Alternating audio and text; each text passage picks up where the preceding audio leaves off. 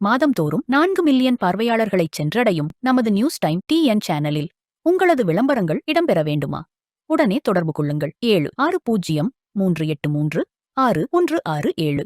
உங்களது பிசினஸை அடுத்த கட்டத்திற்கு கொண்டு செல்ல எங்களுடன் இணையுங்கள். வணக்கம். நியூஸ் டைம் டிஎன் நேயர்களுக்காக நான் தாமோதரன் பிரகாஷ், தெருக்கூத்து பகுதிக்காக.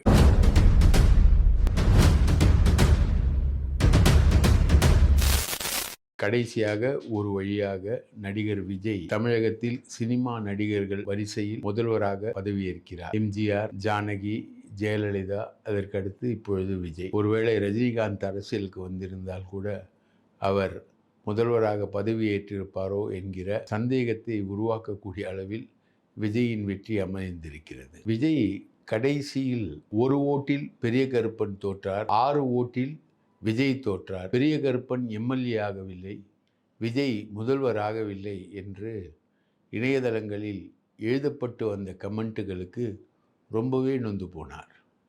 அவசரமாக காங்கிரஸை சேர்த்து 29 வரை காங்கிரஸ் தான் கூட்டணி என அறிவித்து அவர் முடங்கி போனார். சிபிஐ, சிபிஎம், விசிக, ஐயுஎம்எல் ஆகிய 4 கட்சிகள் மொத்தம் 8 எம்எல்ஏக்களை வைத்திருந்தன.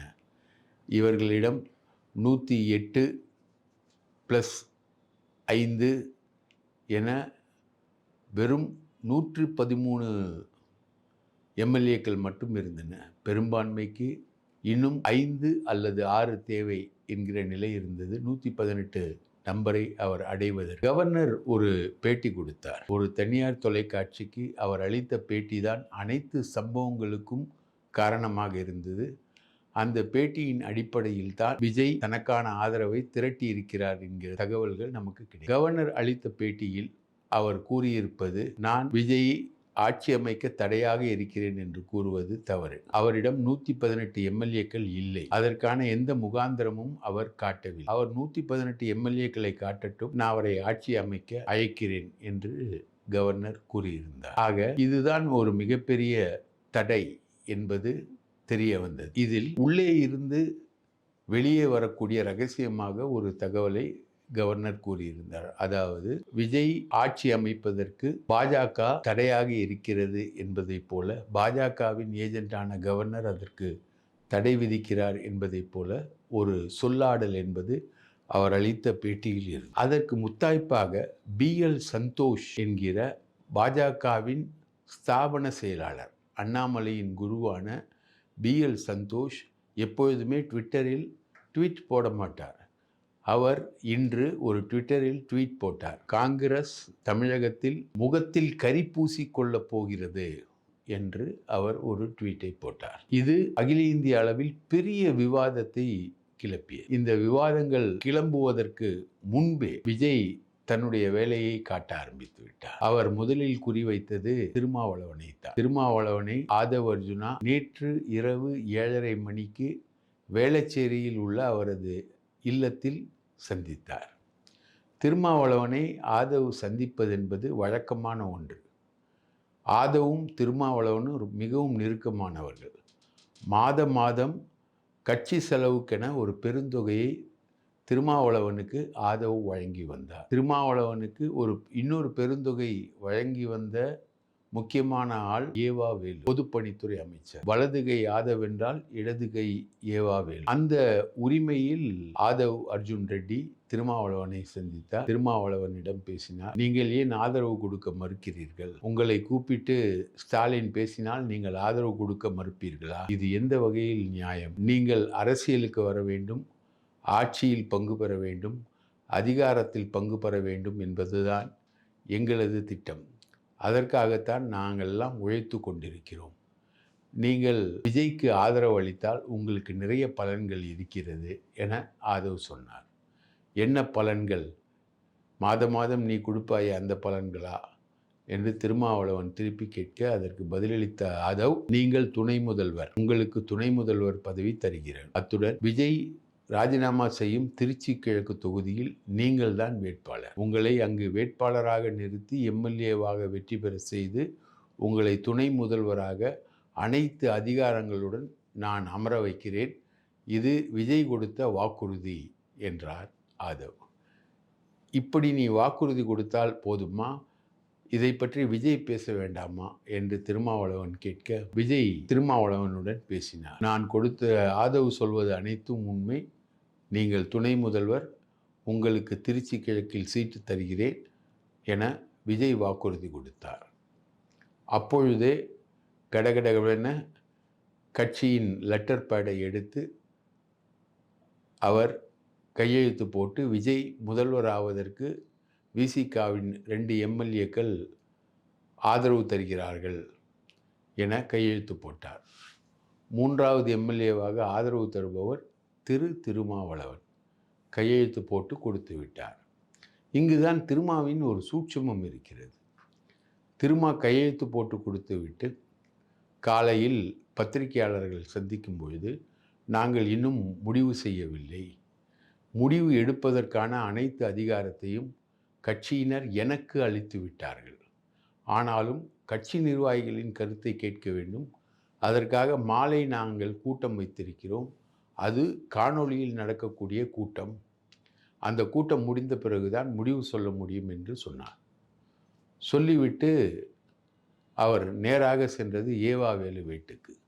மதியம் அவர் வீட்டில் கறியோடு உணவை சாப்பிட்டு விட்டு, நான் இன்னும் முடிவு செய்யவில்லை என ஏவாவேலுவிடம் சொல்லிவிட்டு வந்தார். இவருக்கு அதிகாரம் கொடுக்கப்பட்டு விட்டது. இவர் நேற்று இரவே இந்த கடிதத்தை கொடுத்து விட்டார். ஆனால் அதை வெளிக்காட்டாமல் ஏவாவேலு உட்பட திமுக பிரமுகர்களிடம் நான் இன்னும் முடிவெடுக்கவில்லை என சொல்லிக்கொண்டே வந்தார். இவருக்கு காட்டப்பட்ட கேரட் என்பது துணை முதல்வர் பதவி மற்றும் எம்எல்ஏ பதவி. மொத்தம் 3 எம்எல்ஏக்களாக திருமாவளவனின் கட்சி பரிணமிக்கிறது. ஆகவே அதை காண்பித்து இவருக்கு ஆதரவை முழுதாக பெற்றுவிட்டார் விஜய். ஆனால் முன்பு காங்கிரஸில் செய்தது போல இந்த முறை திருமா கொடுத்த கடிதத்தை விஜய் வெளியிடவில்லை. காங்கிரஸ் ஆதரவு கொடுத்தவுடன் பரபரவென ஃபோட்டோ எடுத்து காங்கிரஸ் எங்களுக்கு ஆதரவு கொடுத்து விட்டது என வெளியிட்டதோடு இல்லாமல் 2029 வரை ஆதரவு, பஞ்சாயத்து தேர்தலிலும் ஆதரவு, அனைத்து தேர்தல்களிலும் ஆதரவு, கூட்டணி என அறிவித்து தனது மேலாதிக்கத்தை காட்டிய விஜய் இந்த முறை நல்ல பிள்ளையாக திருமா கொடுத்த ஆதரவு கடிதத்தை ரகசியமாக வைத்து கொண்டார். இது திருமாவும் விஜயும் போட்ட ஒரு ஒப்பந்தம். கம்யூனிஸ்டுகள் முடிவெடுக்கும் வரை நீங்கள் இந்த கடிதத்தை ரகசியமாக வைத்து கொள்ளுங்கள் என திருமா சொல்லி அனுப்பியிருந்தார். அதன்படி அந்த ரகசியம் காக்கப்பட்டது. அடுத்தது கம்யூனிஸ்டுகள் எப்படி முடிவெடுப்பார்கள் என்பது நேரடியாக ராகுல் காந்தியிடம் விஜய் பேசினார். விஜய் பேசி இது போன்ற ஒரு ட்வீட்டை பிஎல் சந்தோஷ் வெளியிட்டிருக்கிறார். நான் காங்கிரஸோடு கூட்டணி வைத்ததால் தான் திமுக அதிமுகவோடு சேர்ந்து ஆட்சி அமைக்க முயற்சி செய்கிறது. அவர்களுக்கு நான் எதிரி அல்ல, காங்கிரஸ் தான் எதிரி. பிஜேபியும் திமுகவும் மறைமுகமாக கூட்டு வைத்துக்கொண்டு என்னை நசுக்குகிறது என்று ராகுலிடம் சொன்னார் விஜய். விஜய் சொன்ன அந்த வாக்குமூலத்தை எடுத்துக்கொண்ட ராகுல் நேரடியாக சிபிஎம்மின் அகில இந்திய செயலாளர் எம்ஏ பேபியிடம் பேசினார். இந்த எம்ஏ பேபியை வைத்துத்தான், அவருக்கும் வைகோவுக்கும் இருக்கக்கூடிய நட்பை வைத்துத்தான் சீட்டு குறைவாக கொடுத்தாலும் ஏற்றுக்கொள்ளும்படி சிபிஎம்மை நிர்பந்திக்க திமுகவால் முடிந்தது. அந்த எம்ஏ பேபியிடம் ராகுல் காந்தி நேரடியாக பேசினார். நாம் இருவரும் தான் அகில இந்திய அளவில் பாஜகவுக்கு எதிராக நாம் போராடுகிறோம். இன்று தமிழகத்தில் விஜயை ஆட்சி அமைக்க விடாமல் பாஜக தடுக்கிறது. அவருக்கு உரிய எண்ணிக்கையில் ஆதரவு இல்லை என சொல்கிறது. அவருக்கு ஆதரவு இருக்கிறது. அதை அவர் சட்டமன்றத்தில் நிரூபிப்பதற்கு தயாராக இருக்கிறார். ஆனால் பாஜக அதை அனுமதிக்க மறுக்கிறது. எனவே பாஜகவோடு அதை எதிர்த்து இயக்கம் நடத்தக்கூடிய நாம் பாஜகவின் சதிக்கு பலியாவதா என ராகுல் கேட்டிருக்கிறார். இதே ராகுல் தான் இதே சிபிஎம்ஐ பாஜகவின் ஏஜென்ட்டுகள் என கேரள தேர்தலில் திட்டினார். சிபிஎம்மும் காங்கிரஸும் எல்லா இடத்திலும் ஒன்றாக இல்லை. வெஸ்ட் பெங்காலில் இல்லை, கேரளாவில் இல்லை, இந்தியாவில் எங்கும் இல்லை.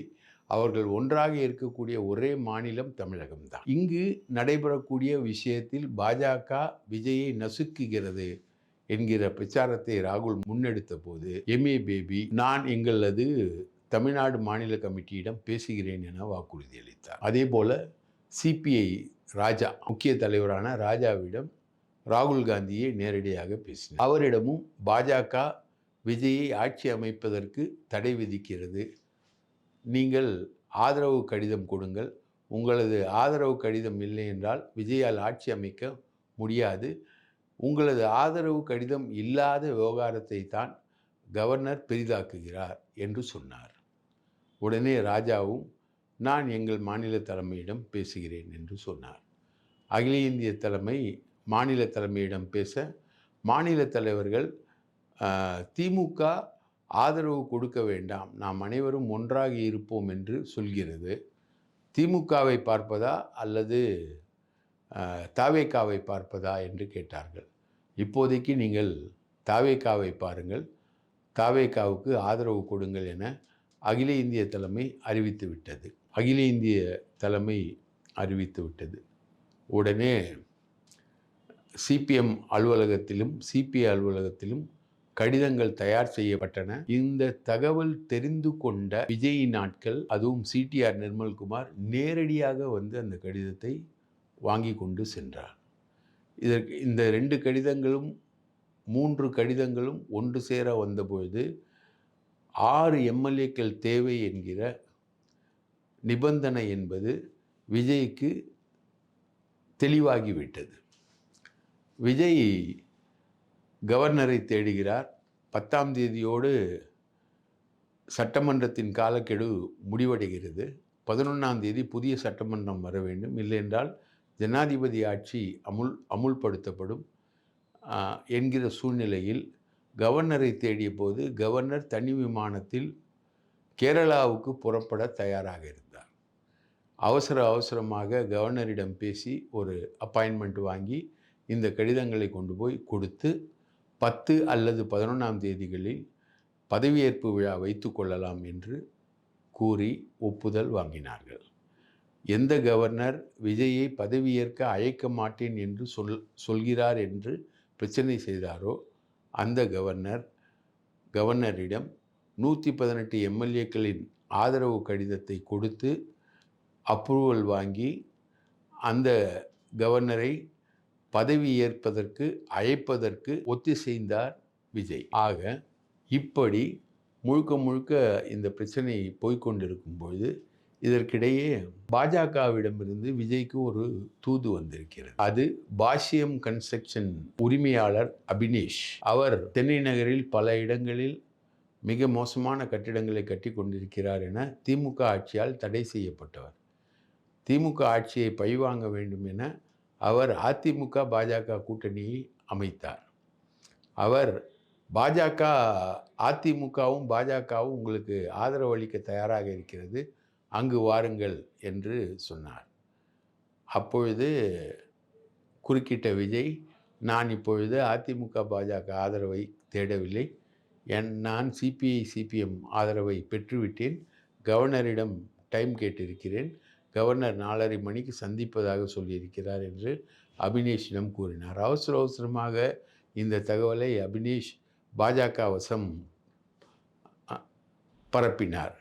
அதே அபினேஷ், நான் சுப்ரீம் கோர்ட்டில் ஏதாவது வழக்கு தொடர வேண்டுமென்றால் உங்களுக்கு உதவி செய்கிறேன் என்று சொல்ல, சரி அதற்கு நீ உதவி செய், பார்த்து கொள்ளலாம் என சொல்லிவிட்டு கவர்னரை சந்திக்க புறப்பட்டு சென்றார் விஜய். இதுதான் நடந்த விஷயங்கள். இப்படித்தான் விஜய்க்கு ஆதரவு கடிதங்கள் கிடைத்தன. இந்த ஒர்க் அவுட் எல்லாமே ஆதவ் அர்ஜுன் ரெட்டியின் ஒர்க் அவுட்கள் தான். இதில் திருமாவளவனும் சிபிஐ மாநில தலைமையும் சிபிஎம் மாநில தலைமையும் ஒன்றாக கூட்டி பேசின. சிபிஐயும் சிபிஎம்மும் வெளியிலிருந்து எந்த நிபந்தனையும் இல்லாமல் ஆதரவு தெரிவிக்கின்றன.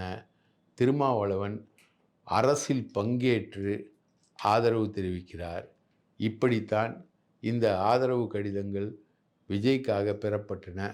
விஜய் இன்று ஆட்சி அமைக்கிறார். இதில் கேள்வி என்னவென்றால், இது பற்றி சிபிஎம்மில் விவாதம் வரும்பொழுது ஒரு கேள்வி எழுந்தது. நாளை ஆதவ் அர்ஜுன் ரெட்டி லாட்டரியை கொண்டு வருவார், என்ன செய்வீர்கள்? அவர் பிரைவேட் லாட்டரியை கொண்டு வருவதற்கான முயற்சிகளை எடுப்பார். அதற்காகத்தான் அவர் அரசியலில் இருக்கிறார். அவர் மட்டுமல்ல, லீமா ரோஸ், அதிமுகவில் இருக்கக்கூடிய லீமா ரோஸ் மற்றும் புதுச்சேரியில் வென்றிருக்கக்கூடிய சார்லஸ் மார்ட்டின் எல்லாருமே மார்ட்டினின் வாரிசுகள். அவர்கள் லாட்டரியை கொண்டு வருவார்கள். கேரளாவிலும் வெஸ்ட் பெங்காலிலும் லாட்டரி இருக்கிறது. அதன் மூலம்தான் அவர்களுக்கு வருமானம் கிடைக்கிறது. அதே லாட்டரி தொழிலை தமிழகத்தில் கொண்டு வருவார்கள், என்ன செய்வீர்கள் என்ற கேள்வி சிபிஎம்மில் எழுந்தது. அத்துடன் புசி ஆனந்த், அவர் தனியார் டாஸ்மாக் ஒயின் ஷாப்பை ஒழித்துவிட்டு தனியார் ஒயின் ஷாப்பை கொண்டு வருவதற்காக முயற்சி செய்து கொண்டிருக்கிறார். இதற்காக பல தொழிலதிபர்கள் புசி ஆனந்த் மூலமாக விஜயை சந்தித்திருக்கிறார்கள். அந்த தொழிலதிபர்கள் வரும்பொழுது அங்கு சகாயம் ஐஏஎஸ் இருந்தால் அந்த தொழிலதிபர்கள் வருத்தப்படுவார்கள் என்பதற்காக சகாயம் ஐஏஎஸ் வெளியே அனுப்பப்பட்டிருக்கிறார். அவர் விஜயின் பிடியிலிருந்து, விஜயின் ஆதரவு நிலையிலிருந்து விலகி நிற்கிறார். இப்படித்தான் அங்கு விஜயின் ஆதரவு நிலை ஓடிக்கொண்டிருக்கிறது. விஜய் ஆட்சிக்கு வந்தால் அமல்ராஜ் என்கிற ஐபிஎஸ் அதிகாரி சென்னை நகர கமிஷனராக வருவார் என்று சொல்கிறார்கள். அவர் மூலமாக உதயநிதி, ஸ்டாலின், சபரீசன் அனைவரையும் கைது செய்ய வேண்டும் என வெளிப்படையாகவே ஆதவ் அர்ஜுன் ரெட்டி சவால் விட்டு கொண்டிருக்கிறார். இப்படி பழிவாங்கும் நடவடிக்கைகள் பெரிய அளவிற்கு போகக்கூடிய சூழல், திருட்டு லாட்டரி, ஒயின் ஷாப் என பரிணமிக்கக்கூடிய சூழல். இந்த சூழல்களை எல்லாம் எப்படி இடதுசாரி கட்சிகள் ஆதரிக்கப் போகின்றன என்பது ஒரு மிகப்பெரிய கேள்வியாக இருக்கிறது. திமுக அரசு கொண்டு வந்த நல்ல திட்டங்கள் அனைத்தையும் செயல்படுத்துவதில் மிகப்பெரிய தயக்கம் விஜய்க்கு இருக்கிறது. அந்த திட்டங்கள் மூடு விழாவுக்கு செல்லக்கூடிய வாய்ப்புகளும் இருக்கிறது. இதை எப்படி விடுதலை சிறுத்தைகள் ஏற்றுக்கொள்ளப் போகிறார்கள் என்கிற கேள்விகளை சாதாரண பொதுமக்கள் கேட்கிறார்கள். இப்படி விமர்சனங்களோடு தான் விஜயின் முதல் பதவியேற்பு நடக்கிறது. ஆனால் இப்பொழுதே தமிழகம் முழுவதும் எண்ணிலடங்காத கொண்டாட்டங்கள், சட்ட மீறல்கள், சாலைகளில் கலாட்டாக்கள் என தமிழகம் முழுவதும் விஜய் ரசிகர்கள் அதகலப்படுத்தி கொண்டிருக்கிறார்கள். இந்த அதகலம் எத்தனை நாளைக்கு தொடரும்? இந்த அதகலத்தில் என்னென்ன விளைவுகள் ஏற்படும்? அடுத்து என்ன நடக்கும் என்பதையெல்லாம் நாம் விரிவாக எடுத்து பேசுகிறோம். இதில் திமுக என்ன நினைக்கும்? திமுகவின் நிலை என்ன? அதிமுகவின் நிலை என்ன? திமுக என்ன விஷயங்களை பார்க்கும் என்பதெல்லாம் கேள்வியாக எழுந்துள்ளது. விஜய் பதவியேற்கட்டும். முதல் 6 மாதத்திற்கு நாங்கள் அவரை விமர்சிக்க மாட்டோம். நாங்கள் 6 மாதத்துக்கு பிறகுதான் அவரை பற்றி பேசுவோம் என ஸ்டாலின் அறிவித்து விட்டார். அதிமுகவில் ஒரு பெரிய புரட்சி எடப்பாடிக்கு எதிராகவே நடப்பதற்கு தயாராகி கொண்டிருக்கக்கூடிய ஒரு சூழல் என்பது உருவாகி இருந்தது. அதிமுகவை ஆட்சி அமைக்கும், அதை திமுக ஆதரிக்கும் என்கிற ஒரு நிலை உருவாகி இருந்தது. அந்த நிலை அப்படியே நேர்மாறாகி இப்பொழுது விஜய் ஆட்சி அமைக்கக்கூடிய சூழலை உருவாகி இருக்கிறது என்கிறார்கள் அரசியல் பார்வையாளர்கள். நன்றி, வணக்கம்.